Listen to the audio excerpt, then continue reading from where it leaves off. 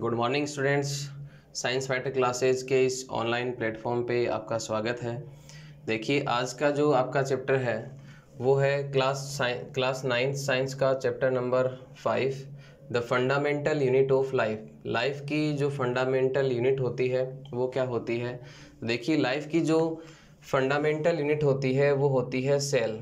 तो आज के इस वीडियो में हम सेल के बारे में डिस्कस करेंगे। सेल क्या होता है, इसका फंक्शन क्या होता है, इसके बारे में डिस्कस करेंगे। सेल ऑर्गेनल्स क्या होते हैं। तो देखिए, सेल जो है वो किसी भी एनिमल या फिर किसी भी प्लांट्स की बॉडी का जो सबसे स्मॉलेस्ट लिविंग पार्ट होता है उसको हम क्या कहेंगे? सेल कहेंगे।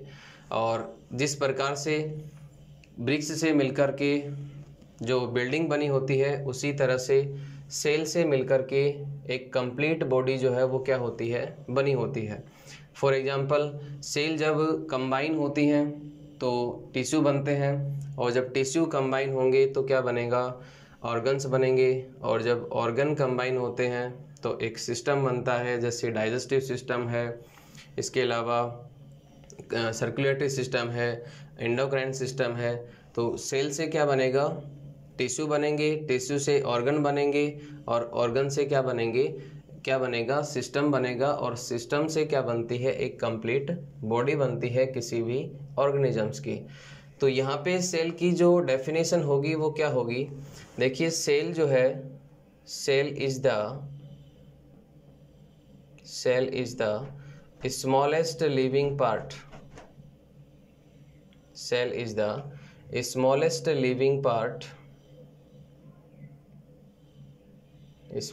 Living part of an animal और प्लांट। किसी भी प्लांट या फिर किसी भी एनिमल की बॉडी का जो सबसे स्मॉलेस्ट लिविंग पार्ट होता है उसको ही हम क्या कहेंगे? सेल कहेंगे। नेक्स्ट हम सेल के बारे में डिस्कस करें कि इसको किसके द्वारा डिस्कवर किया गया, और जो सबसे पहले सेल डिस्कवर की थी वो सेल लिविंग थी या फिर नॉन लिविंग। तो देखिए, सबसे पहले 1665 में रॉबर्ट हुक के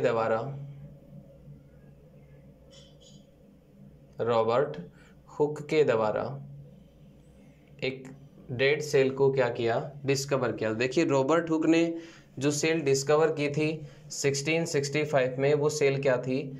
एक डेड सेल थी, और इस सेल को प्लांट की कॉर्क में क्या किया गया? डिस्कवर किया गया। जैसे जैसे इलेक्ट्रॉन माइक्रोस्कोप डिस्कवर हुआ, उसके बाद 1674 में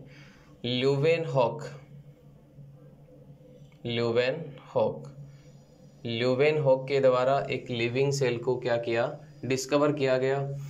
सबसे स्मॉलेस्ट सेल की यदि हम बात करें या सबसे लार्जेस्ट सेल की हम बात करें तो देखिए, सबसे स्मॉलेस्ट सेल जो है वो क्या होती है?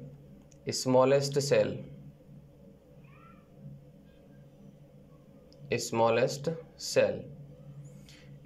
सेल जो है वो क्या होती है? माइक्रोप्लाज्मा।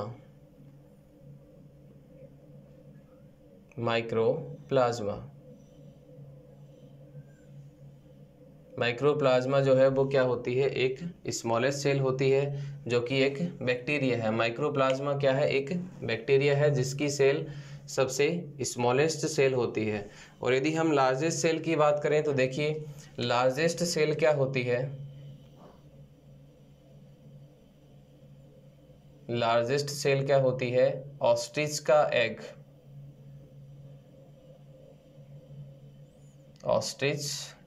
ऑस्ट्रिच का जो एग है वो एक लार्जेस्ट सेल होती है। नेक्स्ट हम यदि सेल ह्यूमन बॉडी की बात करें तो देखिए, ह्यूमन बॉडी में स्मॉलेस्ट सेल क्या होती है और लार्जेस्ट सेल क्या होती है? तो देखिए, ह्यूमन बॉडी में जो स्मॉलेस्ट सेल होती है वो होती है स्पर्म सेल।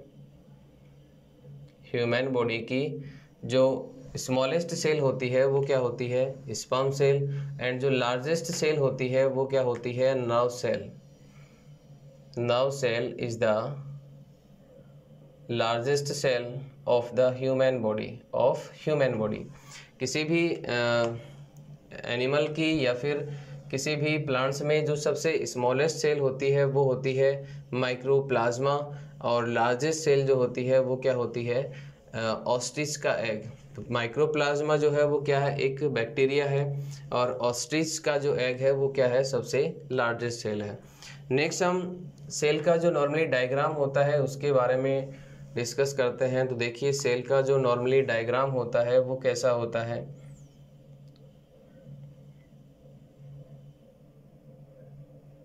ये एक एनिमल सेल का डायग्राम है जिसमें सेल का जो आउटर पार्ट होता है उसको हम कहते हैं सेल मेम्ब्रेन। सेल मेम्ब्रेन, इसको हम प्लाज्मा मेम्ब्रेन भी कहते हैं। सेल मेम्ब्रेन को हम क्या बोल सकते हैं, प्लाज्मा मेम्ब्रेन। और इसके सेंटर में न्यूक्लियस होता है, this is nucleus. Cell membrane के अंदर और न्यूक्लियस के बाहर एक लिक्विड सेल में फिल होता है, और इस लिक्विड को हम कहते हैं साइटोप्लाज्म। साइटोप्लाज्म, इस लिक्विड को हम क्या कहेंगे, साइटोप्लाज्म। और जो लिक्विड न्यूक्लियस में फिल होता है उस लिक्विड को हम क्या कहते हैं, न्यूक्लियोप्लाज्म। और यहाँ पे इम्पोर्टेंट क्वेश्चन ये बनता है कि साइटोप्लाज्म और न्यूक्लियोप्लाज्म दोनों को हम क्या कहेंगे, प्रोटोप्लाज्म। और ये जो प्रोटोप्लाज्म वर्ड है ये किसके द्वारा दिया गया, पुरकिंजे के द्वारा। पुरकिंजे एक साइंटिस्ट का नाम है। साइटोप्लाज्म और न्यूक्लियोप्लाज्म दोनों को हम क्या कहेंगे, प्रोटोप्लाज्म कहेंगे।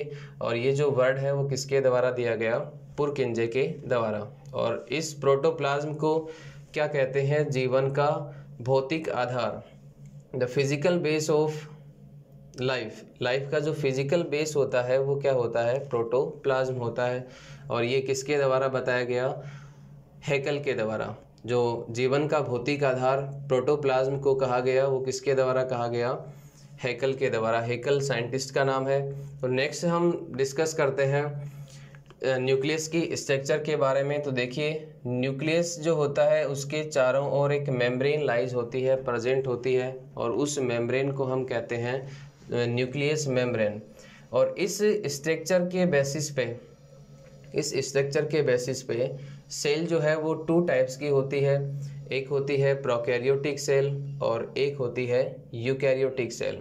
तो इससे पहले हम डिस्कस करते हैं, देखिए जो आपका साइटोप्लाज्म होता है, साइटोप्लाज्म के अंदर जितने भी सेल ऑर्गेनल्स होते हैं वो सारे किसमें लाइज होते हैं, किसमें प्रेजेंट होते हैं, साइटोप्लाज्म में। For example mitochondria, lysosome, Golgi body, ribosome and endoplasmic reticulum. ये सारे ऑर्गेनल्स जो होते हैं वो किसमें लाइज होते हैं, साइटोप्लाज्म में क्या होते हैं, लाइज होते हैं। तो स्ट्रक्चर के बेसिस पे उससे पहले हम थोड़ा सा सेल प्रिंसिपल के बारे में डिस्कस कर लेते हैं। देखिए सेल प्रिंसिपल क्या होता है। सेल प्रिंसिपल जो है वो किसके द्वारा दिया गया, 2 साइंटिस्ट थे, एक थे स्लाइडेन और दूसरे थे स्वान। और इनके द्वारा सेल प्रिंसिपल दिया गया, और सेल प्रिंसिपल के कुछ मेन पॉइंट्स बताए गए। और जिनमें सबसे मेन पॉइंट जो है वो क्या है कि किसी भी एनिमल या फिर किसी भी प्लांट्स की जो बॉडी है, जितने भी ऑर्गेनिजम्स होते हैं सबकी जो बॉडी है वो किससे बनी होगी, सेल से बनी होगी। यदि किसी एनिमल्स या ऑर्गेनिजम्स की बॉडी यदि सिंगल सेल से बनी है तो उसको हम यूनिसेलुलर ऑर्गेनिज्म कहेंगे, और यदि ज़्यादा सेल से बनी है तो उसको हम क्या कहेंगे, multi cellular organism. For example animal और प्लांट। और यदि हम यूनिसेलुलर ऑर्गेनिजम्स की बात करें तो अमीबा है, पैरामीशियम है, ये सारे क्या होते हैं, यूनिसेलुलर ऑर्गेनिज्म। तो यहाँ पे सेल प्रिंसिपल का जो मेन पॉइंट था वो क्या था कि जितने भी ऑर्गेनिजम्स होते हैं उनकी बॉडी किससे बनी होगी, सेल से बनी होगी। ये इसका क्या था, मेन पॉइंट था। और वायरस यहाँ पे हम देखें तो वायरस इस सेल प्रिंसिपल के क्या होते हैं, एक्सपेंशन होते हैं, अपवाद होते हैं। क्यों होते हैं वायरस, देखिए वायरस जो है उनमें किसी भी टाइप की सेल नहीं होती। वायरस किसके बने होते हैं? या तो डीएनए के बने होंगे या फिर किसके बने होंगे? आरएनए के बने होंगे। वायरस जो है वो क्या होते हैं? नॉन लिविंग होते हैं। बट ये जब किसी लिविंग सेल में या फिर किसी एनिमल में इंटर करते हैं, एनिमल की बॉडी में इंटर करते हैं, तो ये मल्टीपल होने लगते हैं और ये किसकी तरह बिहेव करते हैं? एक लिविंग सेल की तरह क्या करते हैं? बिहेव करते हैं। तो हम बोल सकते हैं कि वायरस जो है वो सेल प्रिंसिपल के क्या होते हैं? अपवाद होते हैं, एक्सपेंशन होते हैं। नेक्स्ट हम डिस्कस करते हैं सेल के टाइप के बारे में। तो देखिए, सेल जो है वो स्ट्रक्चर के बेसिस पे 2 टाइप का होता है। फर्स्ट जो है वो होता है यूकैरियोटिक सेल। फर्स्ट क्या होता है? Eukaryotic cell.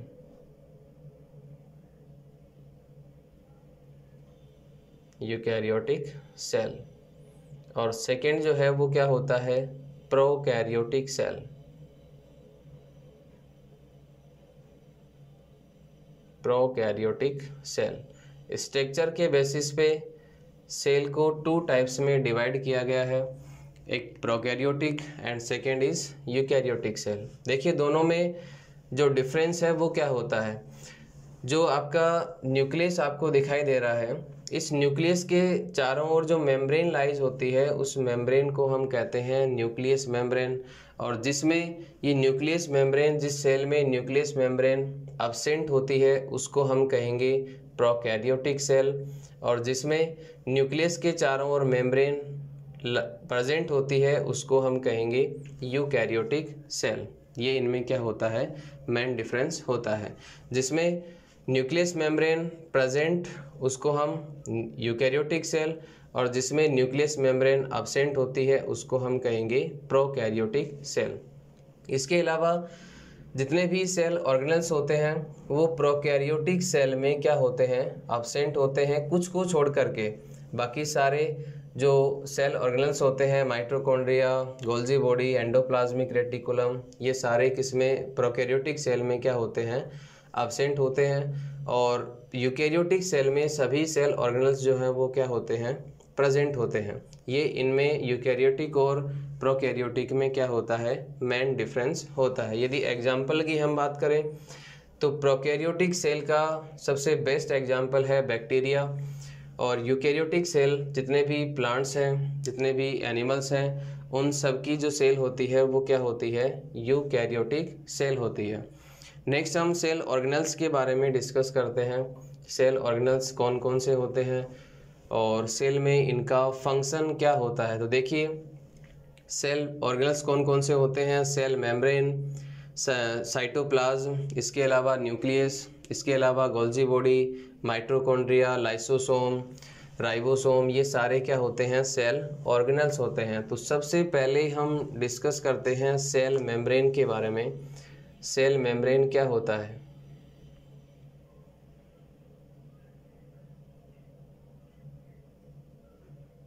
देखिए, सेल मेम्ब्रेन किसी भी एनिमल सेल का जो आउटर पार्ट होता है, जो आपको डायग्राम में दिखाई दे रहा है, इसको हम क्या कहेंगे? Cell membrane. और सेल मेम्ब्रेन जो है वो क्या होती है? सॉफ्ट होती है। सेल मेम्ब्रेन क्या होती है? सॉफ्ट होती है। और इसका जो ये सॉफ्टनेस की जो प्रॉपर्टी है, इसकी वजह से जो यूनिसेलुलर ऑर्गेनिज्म होते हैं वो अपना फूड बनाते हैं। और जिस प्रोसेस के द्वारा अपना फूड बनाते हैं, उस प्रोसेस को हम कहेंगे एंडोसाइटोसिस। क्या कहेंगे? एंडोसाइटोसिस। जिस प्रोसेस के द्वारा यूनिसेलुलर ऑर्गेनिज्म अपना फूड बनाते हैं, उस प्रोसेस को हम क्या कहेंगे? एंडोसाइटोसिस। For example amoeba. इसके अलावा यदि हम सेल मेम्ब्रेन की बात करें तो देखिए, सेल मेम्ब्रेन किसकी बनी होती है? Protein and lipid. किसकी बनी होती है? Protein and fat. Cell membrane किसकी बनी होती है? प्रोटीन और फैट की बनी होती है। इसके अलावा सबसे इम्पोर्टेंट बात यह है कि सेल मेम्ब्रेन जो है वो क्या होती है? पोरस होती है। सेल मेम्ब्रेन क्या होती है? पोरस होती है। कुछ सेलेक्टिव सब्सटेंस ही सेल मेम्ब्रेन के थ्रू सेल में इंटर हो सकते हैं, और सिलेक्टिव सब्सटेंस ही सेल मेम्ब्रेन के थ्रू सेल से क्या आ सकते हैं, बाहर आ सकते हैं। और इसकी इस प्रॉपर्टी की वजह से इसको हम क्या कहेंगे, semi permeable membrane. Semi permeable membrane, cell membrane को हम क्या कहेंगे, सेमी परमेलेबल मेम्ब्रेन, जिसको हिंदी में कहते हैं अर्धपारगम्य झिल्ली। मतलब कि कुछ सिलेक्टिव सब्सटेंस को ही सेल मेम्ब्रेन सेल के अंदर इंटर होने देती है, और सिलेक्टिव सब्सटेंस को ही सेल मेम्ब्रेन के थ्रू बाहर आने देती है। तो इसीलिए इस प्रॉपर्टी की वजह से सेल मेम्ब्रेन को क्या कहा जाता है, सेमी परमेलेबल मेम्ब्रेन। इसके अलावा किसी भी सेल का जो सेल मेम्ब्रेन होता है वो उसको एक स्ट्रक्चर प्रदान करता है। किसी भी सेल की जो स्ट्रक्चर होती है वो किसकी वजह से होती है, सेल मेम्ब्रेन की वजह से। नेक्स्ट हम डिस्कस करते हैं सेल वॉल के बारे में।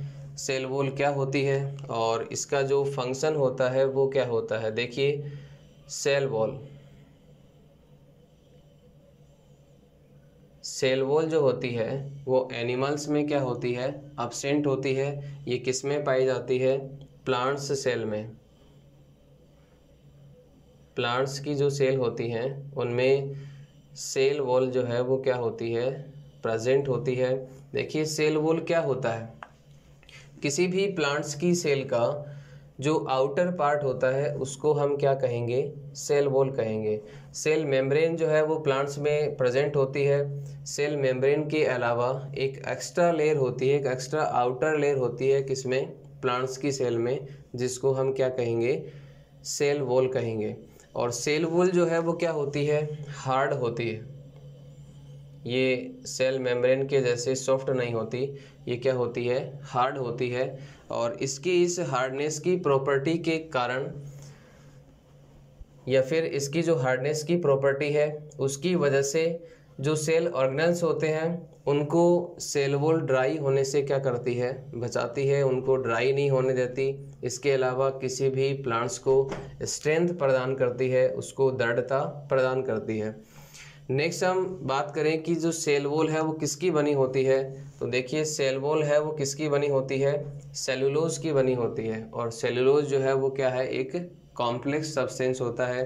तो ये था आज के इस वीडियो में, हमने सेल के बारे में डिस्कस किया, सेल प्रिंसिपल के बारे में, सेल क्या होता है, कितने टाइप्स का होता है, और सेल के जो ऑर्गेनल्स हैं जैसे सेल मेम्ब्रेन है, सेल वॉल है। इससे नेक्स्ट वीडियो में हम बाकी के जो सेल ऑर्गेनल्स हैं, माइटोकॉन्ड्रिया, लाइसोसोम, गोल्जी बॉडी, इनके बारे में डिस्कस करेंगे। तब तक के लिए धन्यवाद। आपका दिन शुभ हो।